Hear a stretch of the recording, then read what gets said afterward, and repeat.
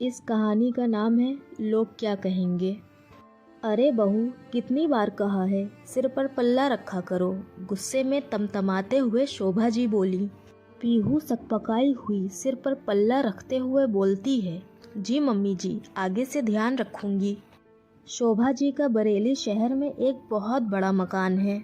शोभा जी व अनिल जी का एक बेटा मानव है जो कि सॉफ्टवेयर इंजीनियर है। अभी पिछले महीने ही उसकी शादी पीहू से हुई है। शोभा जी की बहू पीहू बहुत ही सुंदर है, तीखे नैन नक्श वाली है। अनिल जी एक सरकारी कर्मचारी हैं। शोभा जी के घर के पास पटीदारों का भी घर है। मानव और उसके चाचा ताऊ के घर का आंगन कॉमन है। बंटवारे के बाद आंगन में दीवार है, पर एक दूसरे का घर अच्छे से दिखता है।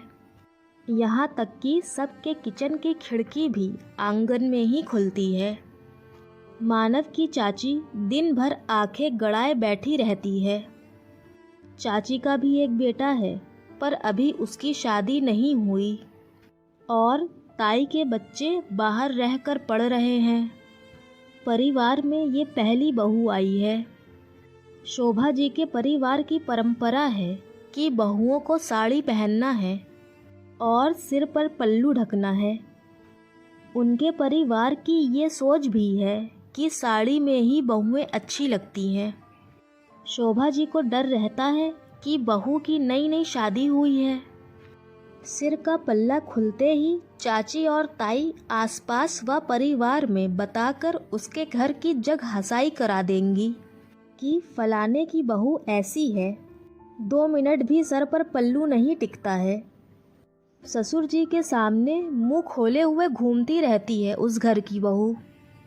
शोभा जी वैसे तो बहुत अच्छी हैं, पीहू से बहुत खुश रहती हैं। बस इसी बात को लेकर उनको पीहू को हमेशा टोकना पड़ता है व उन्हें कई बार गुस्सा भी आ जाता है। उनको बहू के पल्लू ना करने से कोई दिक्कत नहीं है, पर उन्हें लगता है कि लोग क्या कहेंगे।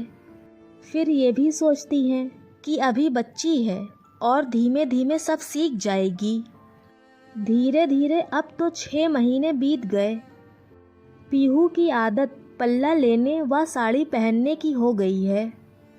उसको उलझन तो होती है, पर उसके साथ उसने समझौता कर लिया है और जीना सीख लिया है। 8 महीने बाद पीहू गर्भवती होती है। घर में सब बहुत खुश हैं। जब समय पूरा हो जाता है, पीहू एक बहुत सुंदर प्यारे स्वस्थ बच्चे को जन्म देती है। पीहू 2 महीने में बिल्कुल स्वस्थ हो जाती है। घर में बच्चे के आने से एक रौनक सी आ गई है। सब दिन भर उसी में लगे रहते हैं और बहुत खुश रहते हैं। अब पीहू बच्चे और अपनी साड़ी व पल्लू के साथ काम करना सीख रही है, पर अब बच्चा होने से कुछ कुछ कामों में उसे सिर पर पल्लू संभालने में दिक्कत आती है। पर मम्मी जी की बात उसे याद आ जाती है कि लोग क्या कहेंगे। वो बच्चे के साथ साथ साड़ी के पल्लू को भी संभालती रहती है। बच्चा अब 1 साल का हो गया है।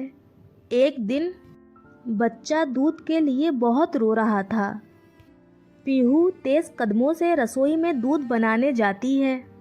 जैसे ही वो दूध गर्म कर रही थी, बच्चा भी रोता रोता वहां आ जाता है और उसके पैरों को पकड़कर खड़ा हो गया।